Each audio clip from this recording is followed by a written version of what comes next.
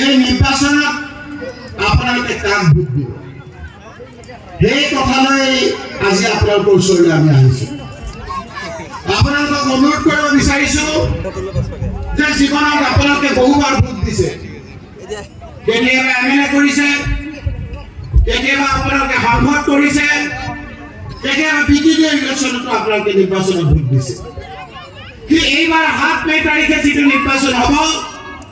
সেই নিৰ্বাচনটো জীৱনৰ সকলো নিৰ্বাচনতকৈ আপোনালোকৰ গুৰুত্বপূৰ্ণ নিৰ্বাচন এই নিৰ্বাচনত কোন সংসদ হ'ল কোন বিধায়ক হ'ল কাৰ চৰকাৰ হ'ল এই কথা গুৰুত্বপূৰ্ণ নহয় এইবাৰ নিৰ্বাচন হ'ল জীৱন মৰণৰ নিৰ্বাচন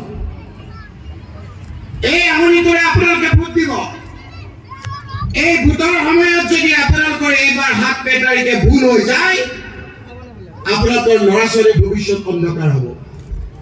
আপোনালোকৰ অশান্তি হ'ব আপোনালোকে ভয় কৰি থাকিব লাগিব সেইকাৰণে এইবাৰ আপোনালোকে ভোটটো দিবলৈ যাওঁতে এবাৰ নহয় দুবাৰ নহয় আপোনালোকে কেইবাবাৰো আপোনালোকৰ শুভাকাংক্ষীৰ লগত আলোচনা কৰি আপোনালোকে সিদ্ধান্ত ল'ব আজি আপোনালোকে কওকচোন আপোনালোকে ভয় আছেনে নাই মই বক্তৃতা দিবলৈ উঠোতে অধিবক্তা হাতীদুৰা ব্লক কংগ্ৰেছৰ সভাপতিয়ে ক'লে মাত্ৰ 3 কিলোমিটাৰ দূৰত কেইদিনমানৰ আগত 7 কিলোমিটাৰ দূৰত হাফ কিলোমিটাৰ আধা কিলোমিটাৰ মাত্ৰ আধা কিলোমিটাৰ দূৰত কেইদিনমানৰ আগত হিমন্ত বিশ্ব শৰ্মাৰ পুলিচে এজন লোকৰ বুকুত গুলিয়াই হত্যা কৰিছে নাই আপোনালোকে কওক এই কথাবিলাকৰ উত্তৰ এই ইলেকশ্যনৰ সময়ত আপোনালোকে দিব লাগিব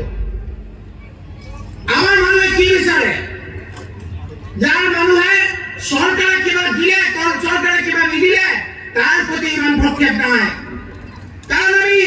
কৰ্ম কৰি খোৱা লোক ৰাতিপুৱা ওলাই যাওঁ খেতি কৰোঁ গধূলি উভতি আহোঁ ইয়াৰ পৰা গুৱাহাটী গৈ বিজেপিৰ ডাঙৰ ধুনীয়া অফিচবিলাক আমাৰ ইয়াৰ মানুহে কাম কৰি বনাইছে নে নাই কওক আজি সেই অফিচ বনাই ইয়াত আমি ৰোজাৰ দিনত ৰোজা ৰাখি কৰ্ম কৰি ৰাজমিস্ত্ৰী বনোৱা খেতিয়কসকলে নিজৰ পইচা গোটাই থওঁ কিহৰ কাৰণে গোটাই থওঁ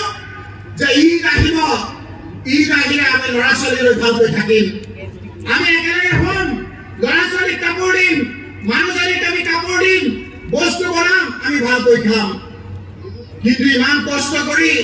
আমি যেতিয়া পইচা লৈ ঘৰলৈ আহোঁ যেতিয়া ৰাতি শুবলৈ ধৰোঁ তেতিয়া গৈৰেকৰ বুকুৰ পৰা গিৰিয়েকক উঠাই লৈ যায় হিমন্ত বিশ্ব শৰ্মাৰ পুলিচে আৰু জেলত লৈ যায় মেনেজাই মনত কৰক আমাৰ ডেকা ল'ৰাবিলাকক ঘৰতে উঠাই লৈ গৈ বুকুত গুলিয়াই ভৰিত গুলিয়াই আধা দুনীয়া কৰে নহ'লে হত্যা কৰে ইয়াতে নহয় গুৱাহাটীতো আমাৰ মানুহ